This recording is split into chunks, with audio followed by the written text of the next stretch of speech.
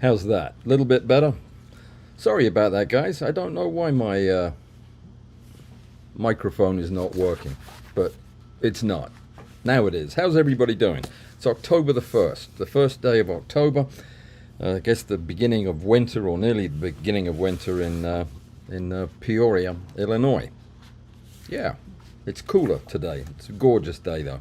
How's everybody doing? What did you do this weekend? I built a cycloidal drive. 8-to-1 reduction cycloidal. 200 pieces, 3D printed. Doesn't work. Don't recommend it. So today is the 1st of October, which means we're no longer in September, which means the photography competition is over. And that means I need to get in touch with Angie to find out when we're judging this thing. I have been really super busy and completely lost track of the dates. So yeah, we're going to get to that ASAP, possibly tomorrow. I'm hoping that maybe we can get that wrapped up tomorrow, but we'll see. There was an interesting comment that I want to address really quickly before we get into tonight's discussion. And that was from Pierre, who is concerned about the fact that the images in our competition are available for you to view where you submit your competition photographs. This is not by accident, and in fact, it's very much by design.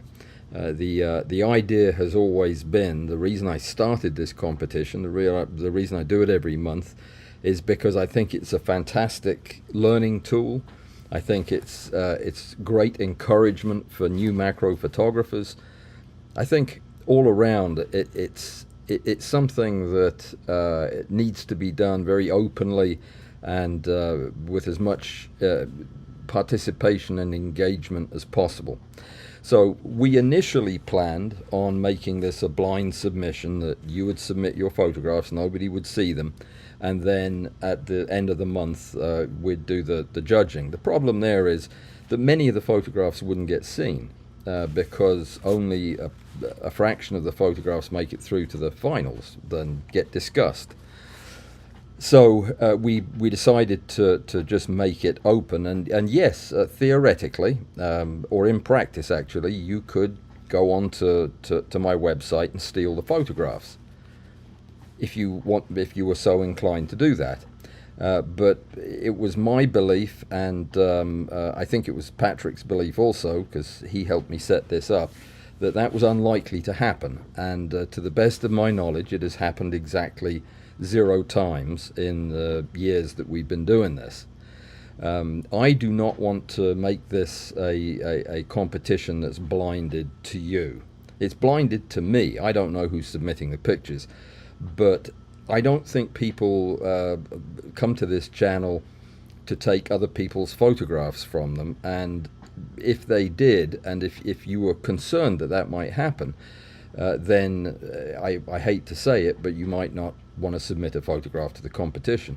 I'm going to, if you make it through to the finals, your pictures are going to be shown all over the place, and people can steal it from my videos, people can steal it from the results video, or from my website. So I think it's a problem that is probably not really a problem. If you disagree, then please let me know. And in fact, let me know in a proper message. Go over to the Walls app and let me know if it's an issue for you, if you've had any problems with it, or you'd like to see a change. And we can certainly revisit that. I'm just explaining how we got to where we are today. I'm not too concerned about it, but if anybody is, then I need to know. Okay, so this week we're talking about photographing art, not because it is that much like macro photography. In fact, it's very unlike macro photography, and I'm going to start out by delineating all the ways that photographing art differs from photographing small things. And then I'm going to kind of bring it around and talk about some of the really big problems in photographing art that affect us greatly in what we do, photographing, for example, insects or flowers. So it'll make sense to you. It's a pretty heavy discussion, involves some pretty advanced concepts. So if you're brand new to this, Just hang on for the ride. There'll be some pictures at the end, not mine, famous pictures to illustrate my points. I'm going to start out by telling you a little story about how this came about and how weird the whole thing is, but I'll get to that in just a second. Let me first tell you that on Thursday, we're going to be continuing the discussion, but talking about a totally different set of problems, and that is photographing three-dimensional objects, sculptures, figurines, that type of thing, down to small things. Whole different set of issues, whole different set of problems. That's what we're going to talk about Thursday. Saturday, after stack number 7 is at 10 o'clock in the morning on Saturday. Your invitation is over on my website. It's also on the Walls app. It's also on Discord. Anywhere that my blog post gets posted, that's where the invitation is, and that's where you can find it. Okay, so let me tell you a very brief story. First, let me remind you that it's my birthday on Tuesday, and some of you have yet to submit a suitable gift. In fact, all of you have yet to forget I said that. Yeah, it's my birthday. Can you believe it's my birthday? It seems like only a year ago that I was saying that last time. But yeah, another one has come along. Okay, so I have been planning on talking about artwork for about 2 months, and I've been working on notes and gathering articles and photographs and thinking about the whole problem for ages. And then on Sunday of this weekend, I met a local artist. Local artist being a very misleading term. He's an artist. I'm not going to tell you his name at this point. He lives locally. That's the only way in which you would describe him as a local artist. He is internationally well known. One of the most famous living artists there is, actually, right now. And I had the opportunity to visit his studio and in the process review all the things that I was planning on talking to you tonight as I was looking at his amazing art. It's been really wonderful to have an opportunity to pick his brain a little bit and talk to him about the various problems with reproducing art. But that's what we're going to be talking about tonight. So what are the things that make photographing art and photographing bugs, say, the regular macro photography you're used to? What makes them so different? Well, probably the first thing is lighting. The lighting in photographing flat art, like we're talking about tonight, is completely unforgiving. The way that you get the most accurate representation of a flat piece of art is to use a couple of light sources at 45 degrees.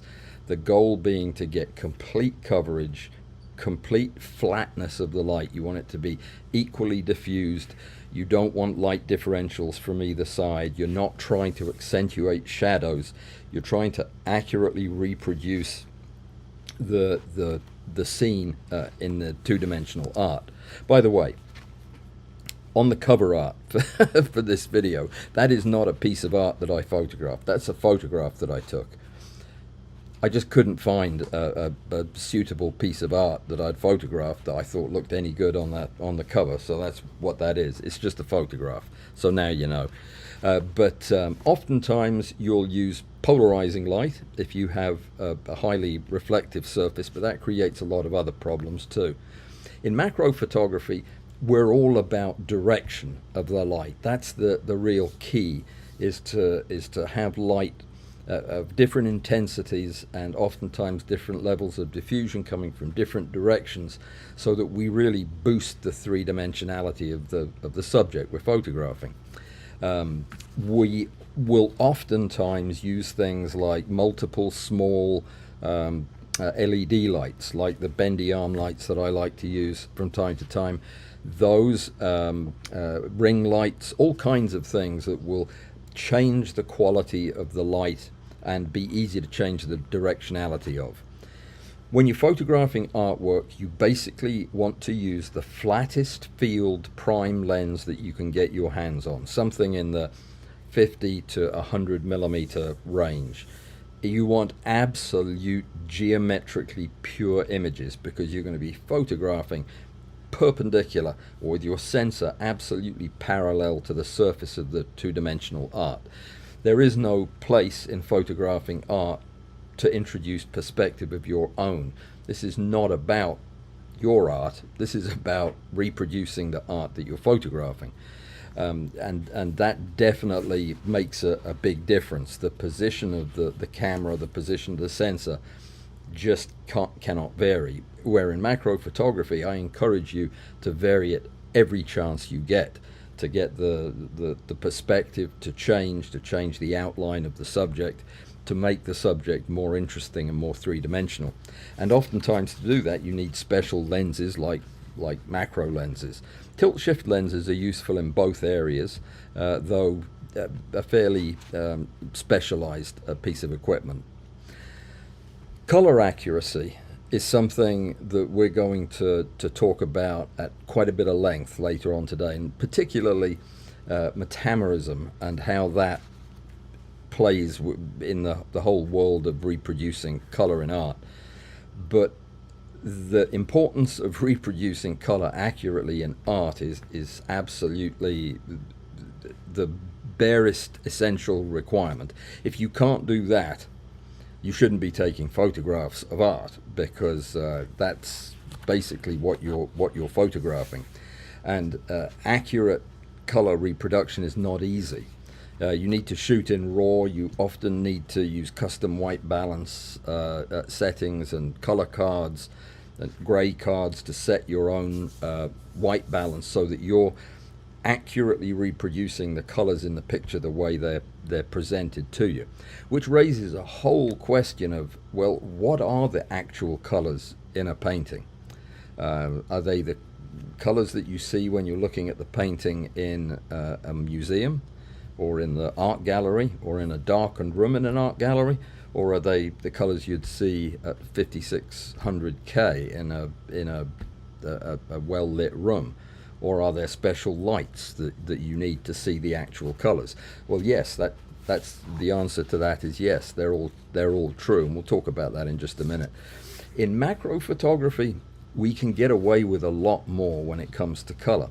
And even though I don't like to admit this, sometimes accurate reproduction of the color of a particular insect or insect part might not be exactly what I'm after. There might be some colors in there that are hinted at that can be augmented a little bit with careful lighting and that type of thing. So it's not so much, for me anyway, as an artist, not as a biologist or a scientist in this case. It's to give you a good picture, to show you a good picture of an insect, not necessarily a color accurate one. That's not the way when you're reproducing artwork. By the way, I have done this. I photographed flat art and sculpture on and off for many years, and it is very, very demanding. It seems like it would be very, very easy. You set up the painting completely flat, point your camera at it, point some light at it, and take some pictures, and that's it. I wish that it were so easy, but it is not. Maintaining the correct perspective, we alluded to this earlier with camera position, is absolutely crucial. There is no place in art photography or photographing art to be moving the camera laterally or up or down to change the appearance.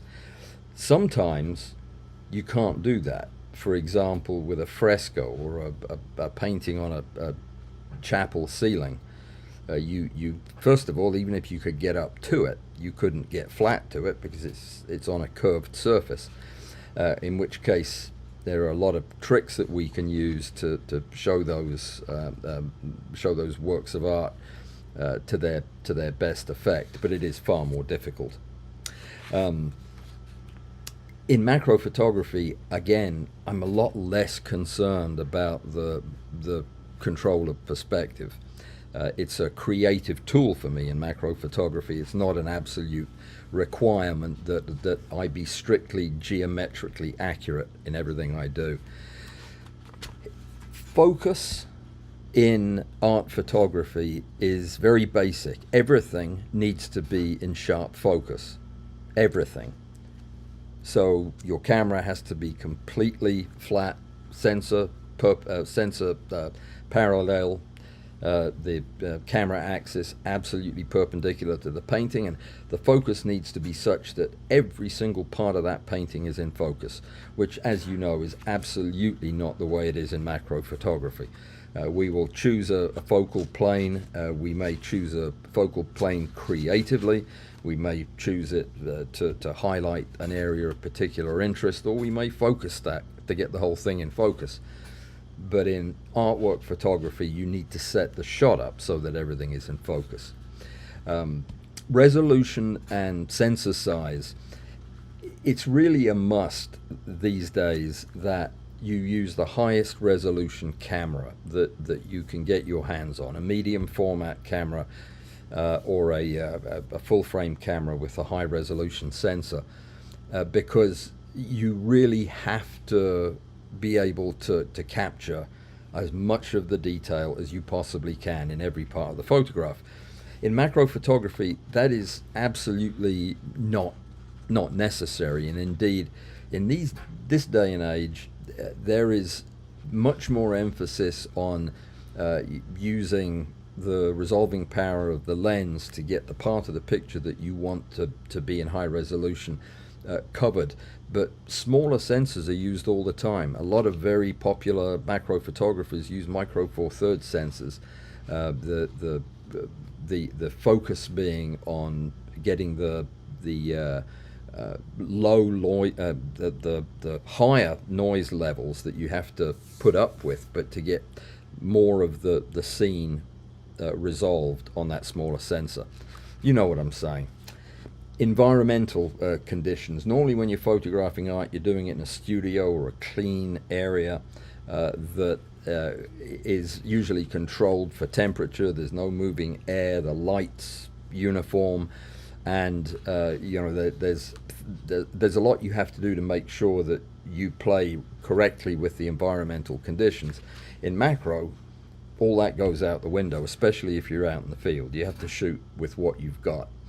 So we don't, of course, in the studio, and I talk about this all the time, macro photography in the studio is much more like art photography in that we control everything. We control every electron that's buzzing around in that room. Every photon of light we try to control.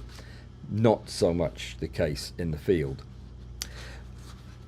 Normally when you're photographing art, the goal is that you're going to be outputting high resolution, large format prints, and that's what you're shooting for. So clarity and color that it is accurate is the key, and whether that's going in a catalog or going to get framed and put on the wall. In macro photography, a lot of the time, in fact I would dare say most of the time, the images that we make are going to be posted on the internet in a compressed format and small size. So while both of these areas of photography require work and concentration and focus, they are quite different.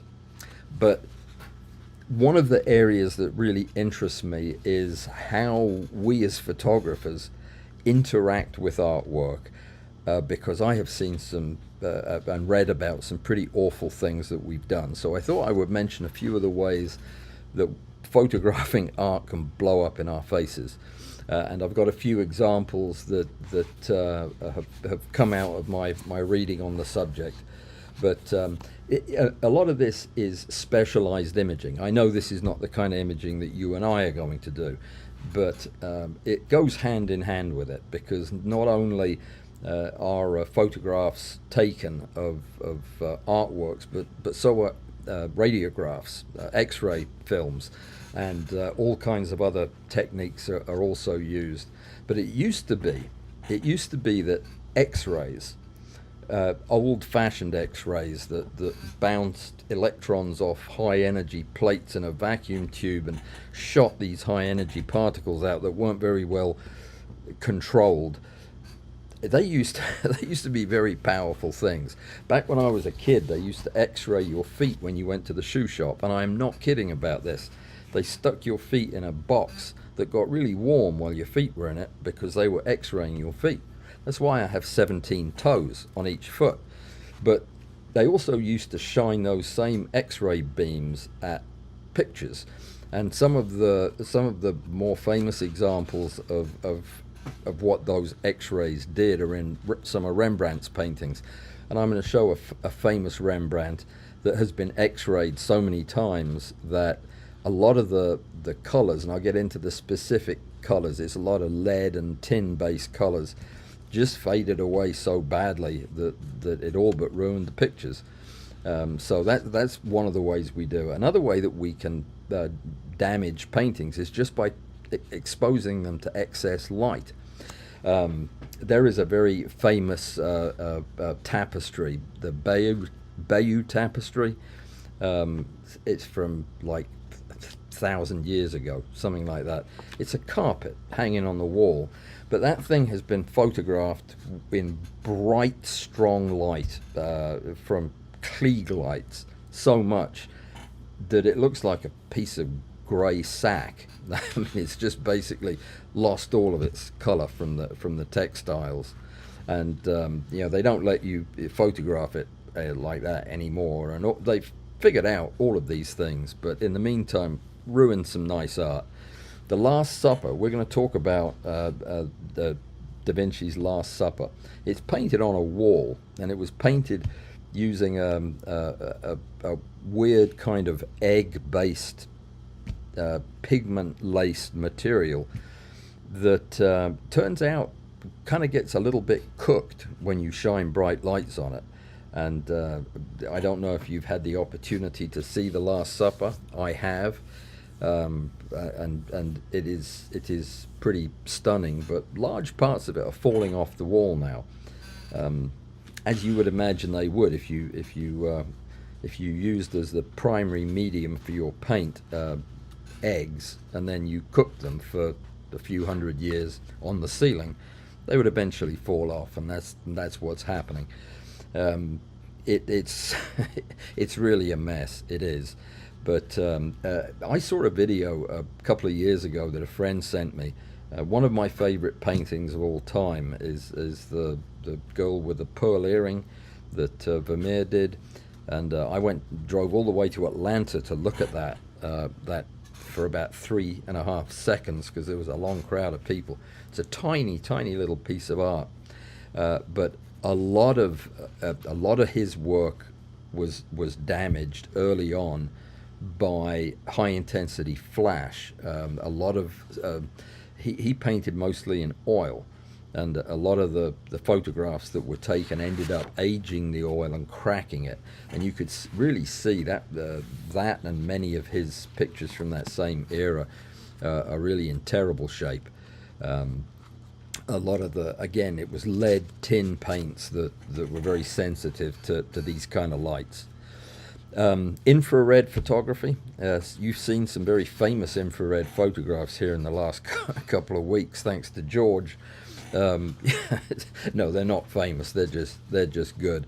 George took some infrared pictures of my picnic group when he was here a few weeks ago, and I love those pictures. But infrared photography is not good for a lot of these old paintings. Probably the most famous one that's been pretty much cooked to the point of disintegration of the Dead Sea Scrolls and some old illustrated, illuminated manuscripts from medieval times. It's just heat. When you use infrared photography, you are actually imaging the thing with reflected heat, so it dries and crumbles a lot of this ancient art. There have been others, probably the works of Edouard Manet and Claude Monet, not related because they have a and inconsistent vowel between their names. But yeah, they're related in the fact that their reds and their yellows are all messed up from us shining bright lights on them for the last couple of 100 years. But yeah, there are loads of examples, and I'm going to show some at the end. I was particularly interested to learn a little bit about the what was going on with the Rembrandt paintings. I don't know if you've ever seen a real Rembrandt. Yeah, I haven't. Some of them tend to look really flat. The color, the you could tell what he was getting at, but the contrast is just not there. Turns out a large part of that was the lead-based paints that were used, and they were very common when Rembrandt was painting these lead and tin-based paints, and it was X-ray imaging that was all the rage some time ago that led to a lot of darkening of the lead salts in those pigments.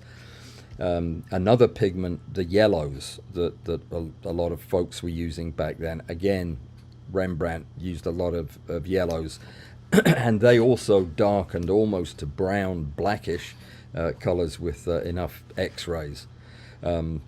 And I'll show you that the Night Watch is the picture that I'm going to show you in just a minute. It is really a spectacular painting. It's one of his, but my goodness, that thing has been X-rayed more than my feet, and it really has become a very gloomy, dark-looking picture. There was also one he did called the Anatomy Lesson, which I had in my office for the longest time. Not not the actual one, a photograph of it. And yeah, that's also horribly dark for the same reason. One of the things that I wanted to get into, and before I run out of time, I'm going to skip ahead just a little bit. I was going to talk about different kinds of imaging that people are doing these days. It's not the kind of imaging that we as photographers would do, but I did want to touch on hyperspectral imaging, and if we have time we'll loop back around and talk about that. HSI is just endlessly fascinating. It not only, well, it's a different kind of imaging. You know how we image in basically 3 spectral channels, red, green and blue.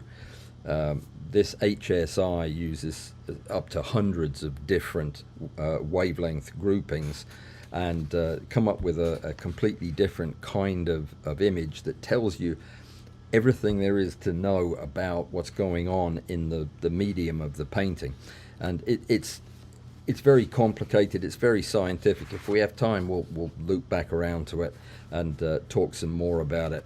But it is used a lot in art conservation, which is how I came to be interested in it and in reading about it. It's also used in medicine, and they use it in defense and security, and I think even agriculture uses it for something to tell whether or not a field is healthy or not. So it's fascinating. If you get the chance to read anything about that, do that. What I want to really focus the last little bit on here is the problem of metamerism. Are you familiar with the term? I know you are. Metamerism is when two different, compositionally different colors appear to be the same color, or they appear to be different colors though they're the same. Did that make any sense? None whatsoever. Okay. Metamerism is where, for one reason or another, a color appears to be different when you change the circumstances of the viewing of the color. And there are many different types of metamerism. Metamerism can be the kind of lighting. For example, you could have a color in a painting that appears one way when you're looking at it in a darkened collector's safe or whatever, and when you take it outside and look at it, the colors look completely different. That's one kind of exposure metamerism. Metamerism can also just be a function of our eyes. Your eyes may see color different than mine because of the composition of your retina. The number and types of cones that you have may uh, alter the experience of seeing the color. Not that that really makes much of a difference for us, because how you see the color is not something I could change anyway. But there are lots of different conditions under which the colors may appear to be different. And that has a huge impact on art photography, because color accuracy is everything, like we talked about at the outset. So if you have a piece of art that can look different from the original artwork, as they often do, you need to go to great lengths to understand metamerism so that you can avoid that from happening. What is the point of taking a photograph of a stunning piece of art only to discover that it looks completely different in your print because the colors have changed, because you had the wrong ICC profiles? That's a form of metamerism. Your printer, your monitor, your camera may all interpret color differently. So that's one way that can happen. So the way that metamerism impacts the photography of flat art is by messing around with the accuracy of your colors, and that can be from lighting mismatch or pigment that's particularly sensitive to changing light. We're going to talk in a minute about the difference between interference light patterns, refractive light patterns, and light that is reflected by pigment. They're very different, and they create a whole set of different problems.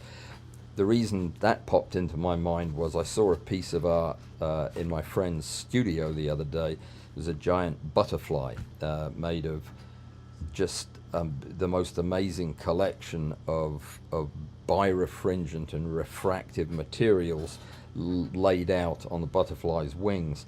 And I looked at that and I thought, there's just no way I'd photograph that. Not for anything. There's no way you could reproduce that color. So prints and digital displays there are mechanisms and ways for us to match colors that I'm sure you're all familiar with. It's why we calibrate our screens. We use profiles for our printers and for our monitors, and that's something that's pretty well worked out. But we can also tweak colors and tweak white balance in post, thank goodness, but only if you're shooting in RAW.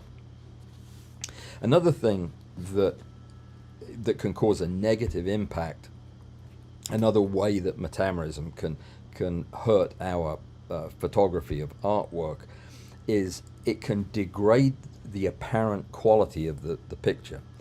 The picture that you're photographing can look stunning when you're looking at it in standard, what do they call it? I think it's D65 is the light standard that museums and galleries use. It stands for daylight 6500K. It can look spectacular, yet when you take the photograph after it's been processed, the mismatch between your image and the original can also make the quality look like it's been degraded, even if you took the picture very well. And that's one of the ways that we have to be mindful of doing everything we can to make a faithful reproduction. So we need to. I won't shoot a piece of art for a client at a single shoot. I will shoot it and then process it and then show that to the client and then go back and reshoot it always. But that's just me. There are ways that we can control the impact of metamerism by controlling the light, making sure that we plan to show our photograph of the art in the same lighting conditions that we photographed the art. or that we observed the art in the first place.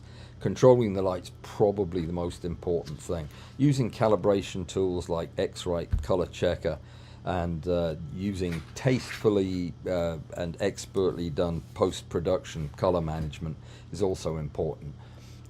Calibrating displays and monitors we already talked about. Museums can have a real problem with this. They go to great lengths and spend a lot of money to make sure that the lighting is even and consistent in throughout the various halls of their buildings, because the color inconsistency is very off-putting. So that's metamerism.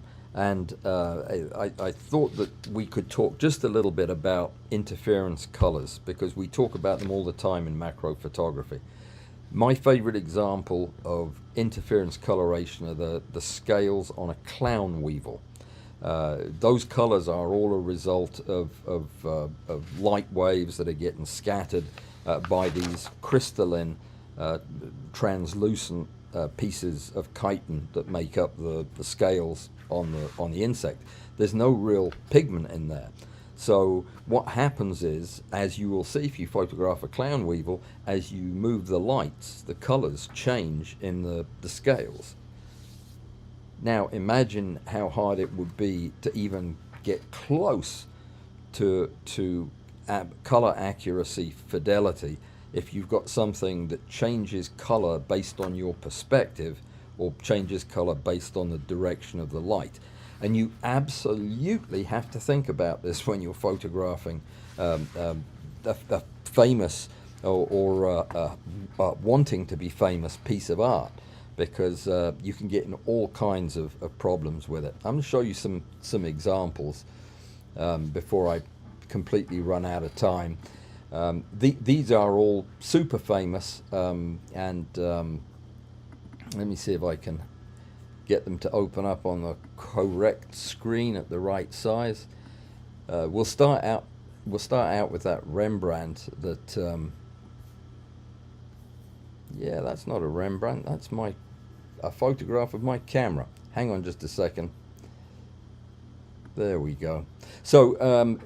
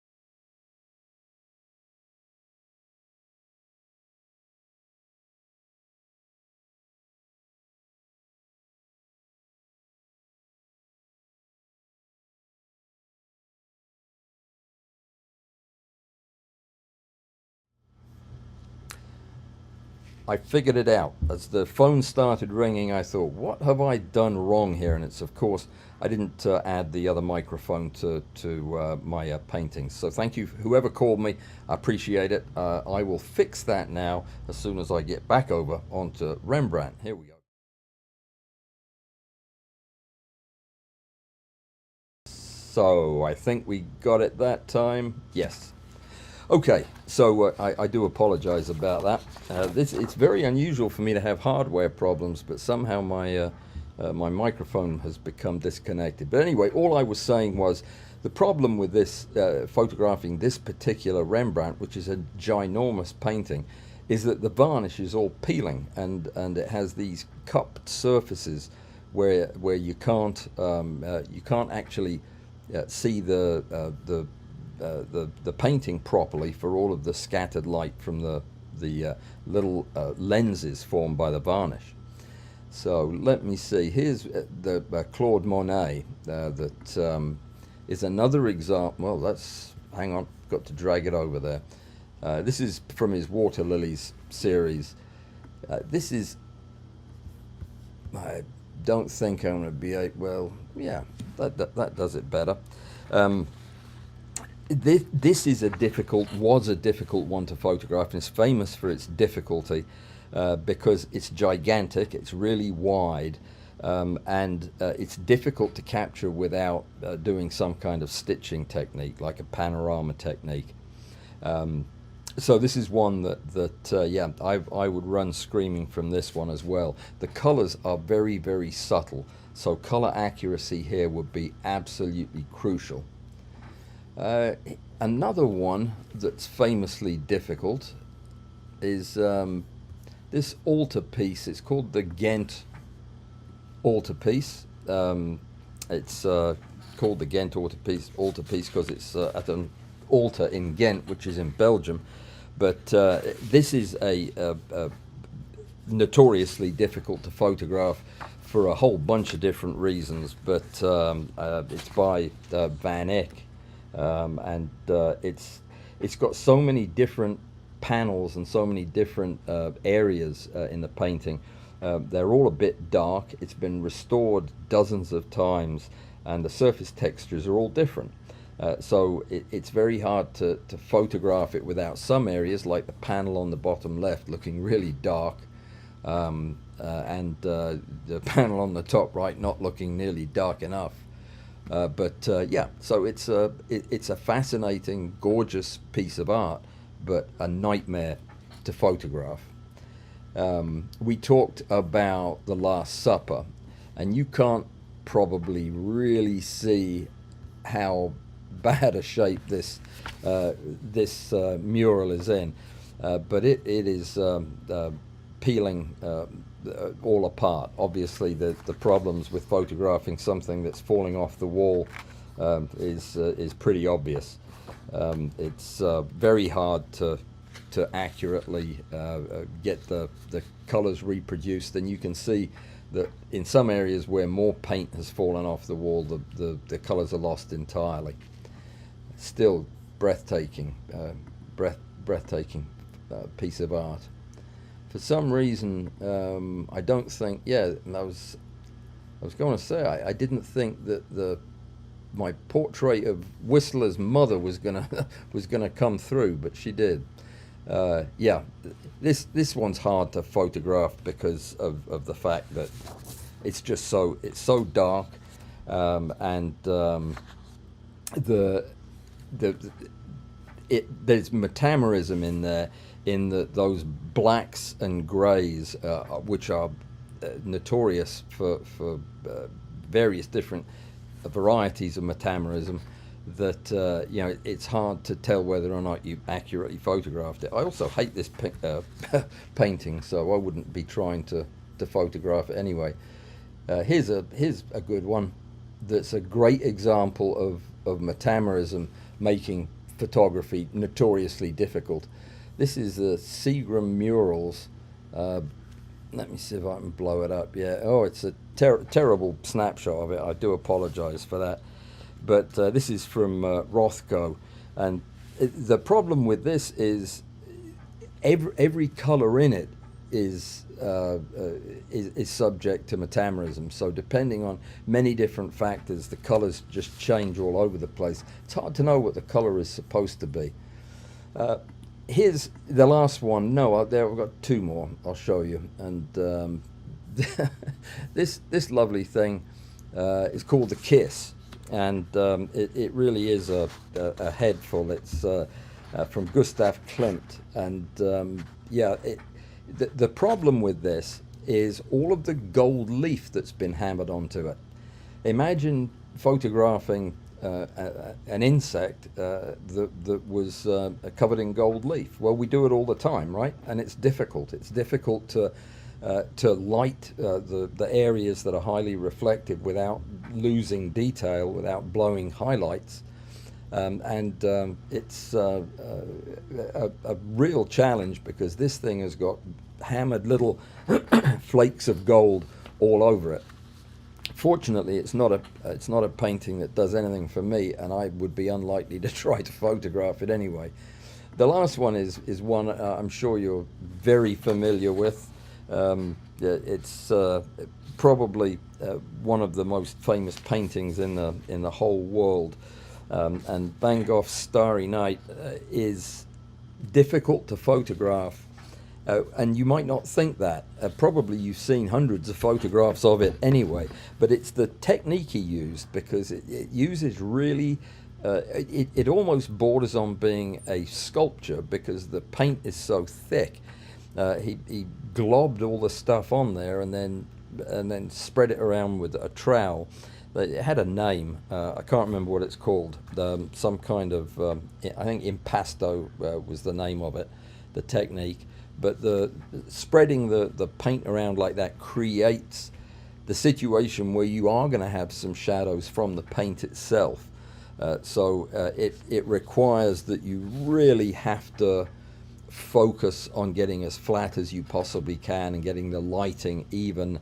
And yeah, it's difficult. So these are just a handful of examples. The truth of the matter is, I don't think I've ever photographed any flat piece of art that I didn't find relatively difficult to do.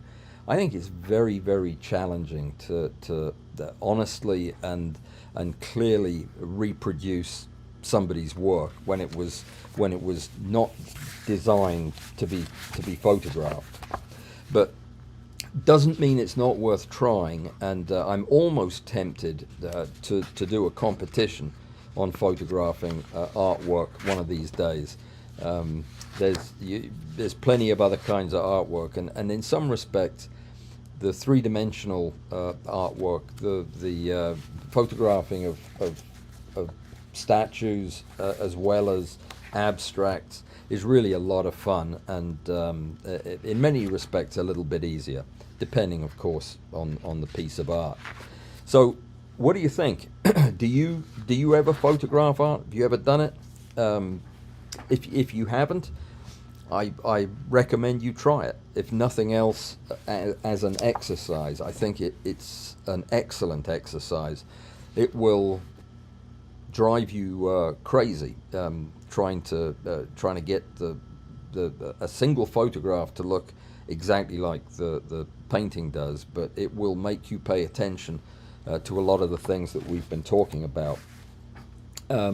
Remember that the one thing that we haven't talked about in any of this is the artist's intent, and sometimes we may not be able to reproduce super accurately the way we experience a painting in a gallery, but if we experience the painting like we would experience any piece of fine art, so long as we can transmit that, then it is still potentially a successful photograph.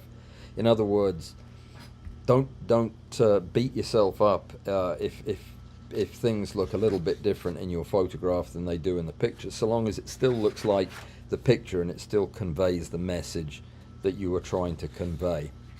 So, does anybody have any questions? I am embarrassed and apologize for the technical problems this evening. Yeah, that I'll tell you why it was. I had to disconnect my computer to move it, and every time I do that, it doesn't matter what I do it for. It doesn't act right when I plug it back in. So I'll have to figure that out tonight so it doesn't happen on Thursday, but I will take care of it. So let me see what comments we have in the commentary section. If I can find it. I don't actually know where it is, but let's see. It's not on that button. It's not on that button either. Oh, don't tell me that we are no longer broadcasting. That would be embarrassing, wouldn't it? I don't think that's the case. I have done that before, though. No. I somehow found myself all the way over on YouTube on a different different browser, and it says I'm live. So even though I can't see it, I have to take their word for it. So I can't see your comments. Let me see if I can see your comments in the messages from. Oh dear! Now I'm having a warning that my I have minus 4 gigabytes of free disk space. That does not sound good at all. So hopefully we're still rolling. I'm closing a bunch of apps here that shouldn't have been open in the first place, and let me see.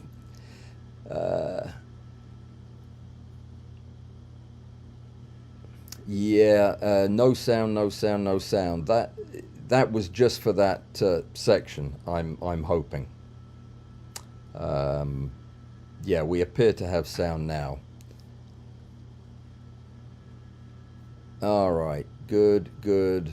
We're still on. Okay, all right. So we're gonna wrap it up so that I can take care of all of these these technical things that are cropping up all over the place. All of a sudden, I see we've even got some drop frames. Yeah, we'll call it quits because I can't see your comments, unfortunately. That doesn't happen very often, but yeah, they've completely vanished. And honestly, I wouldn't even know where to go looking for them.